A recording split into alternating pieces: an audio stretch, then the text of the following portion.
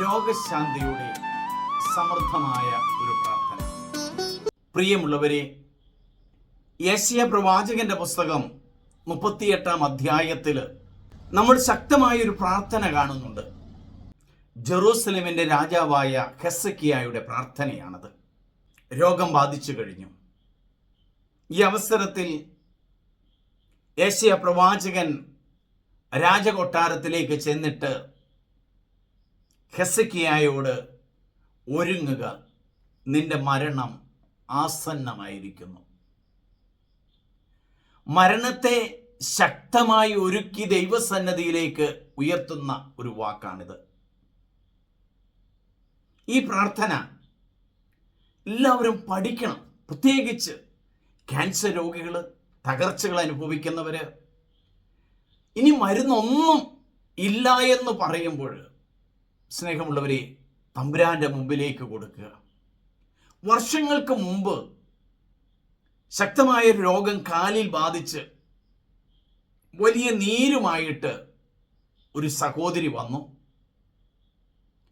ആ സഹോദരിയുടെ കാലിൽ തൊട്ട് ഞാൻ പ്രാർത്ഥിക്കുന്ന നിമിഷങ്ങൾ ഓർക്കുകയാണ്.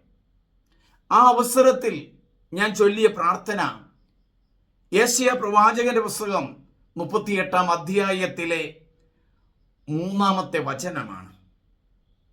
ആ പ്രാർത്ഥന ചൊല്ലി, പല പ്രാവശ്യം ചൊല്ലി, പൂർണ്ണമായിട്ട് ആ ലിസി എന്ന് പറയുന്ന സഹോദരി സൗഖ്യപ്പെട്ടു.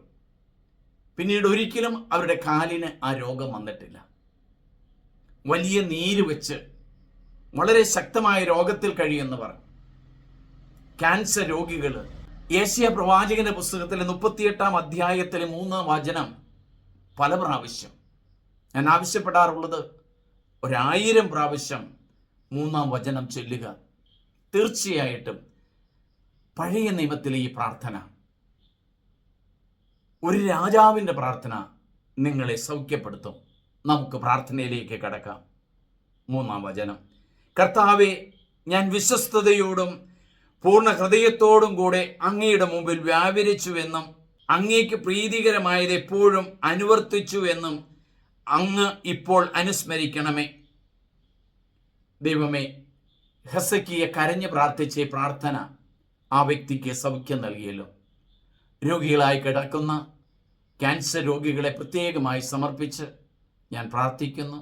സൗഖ്യം നൽകണമേ. സ്നേഹമുള്ളവർ, നിങ്ങളെല്ലാവരും ഈ പ്രാർത്ഥന പല പ്രാവശ്യം ചെല്ലുക. ദൈവത്തിൻ്റെ അനുഗ്രഹം ഉണ്ടാകട്ടെ. സ്നേഹപൂർവ്വം, സണ്ണി പുൽപ്പറമ്പിൽ.